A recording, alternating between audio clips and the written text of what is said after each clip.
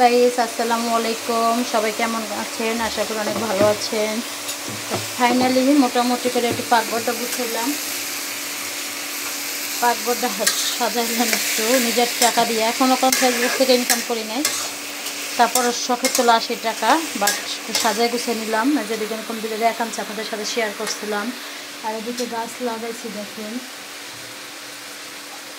দেখেন তো সুন্দর করে এখন মোটামুটি একটু সাজাইয়া গুছাই নিচ্ছি। তো দেখেন কেমন হয়েছে পাকঘরটা।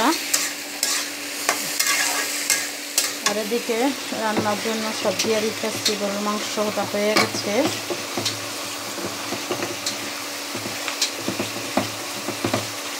এবার মাখা মাখা একটা মাংস রান্না করলাম।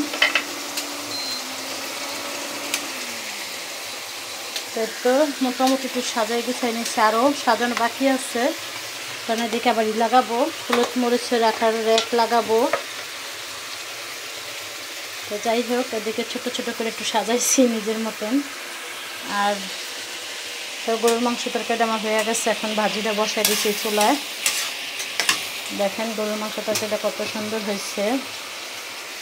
আমার সাজানো, এই সিম্পল সাজানোটা কেমন হয়েছে সবাই একটু কমেন্টে জানাবেন। আরও সাজাবো, দিক দিয়ে আরও স্টিকার লাগাবো, আরও কিছু লাগাবো, দোয়া করবেন যে আমি জানি ফেসবুক থেকে একটু সাকসেস হতে পারি। যে আমি ফেসবুকের জন্য এত পরিশ্রম করতেছি, প্রায় যে অনেকে বলবেন যে কী করছেন, প্রায় 10-15 হাজার টাকা আমার ভাঙা হয়ে গেছে। আমি এই টেবিলটা বানিয়ে আনছি, টেবিল একটা অল ক্লাথ বিছিয়ে বা আপাতত এটা বিছিয়ে রাখছি, আবার এই দুইটা নিয়ে আসছি।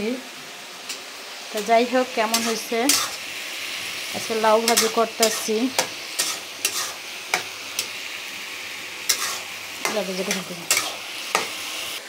সুন্দর করে গরুর মাংস তখন কষা কষা হয়ে গেছে।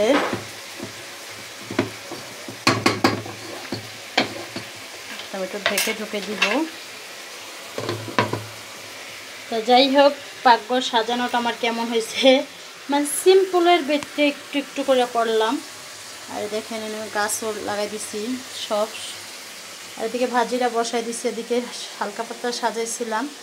আর এদিকে দেখেন গাছ লাগাইছি কয়েকটা। আমার এই হালকা সিম্পলের ভিতরে সাজানোটা কেমন হয়েছে সবাই একটু কমেন্টে জানাবেন। তো যে অ্যালোভেরা গাছ আছে আমার, একবার অরিজিনালও পাবেন, ফেকও পাবেন, সব গাছ টাছালি আমার পাকঘরে। বাট এই যে লতা পাতা গাছ, পানি গাছ, আর যে এগুলো সাজাই, এগুলো আনছি নতুন, আরও আছে। বাট এই যে আমার গাছ, এটাও সাজাবো। সব সাজাই গোছাই ইনশাল্লাহ ফাইনাল একটা লুক দেখাবো আপনাদের। আজকে মোটামুটি পাকঘরটা হালকা পাতলা একটু সাজাইয়া উঠলাম। তো কেমন হয়েছে সাজানো গুছানোটা সবাই একটু কমেন্টে জানাবেন। তো সবাই ভালো থাকবেন, সুস্থ থাকবেন। নেক্সট ভিডিওতে আবার দেখাবো আবার কী কী আনলাম না আনলাম পাকঘরের জন্য।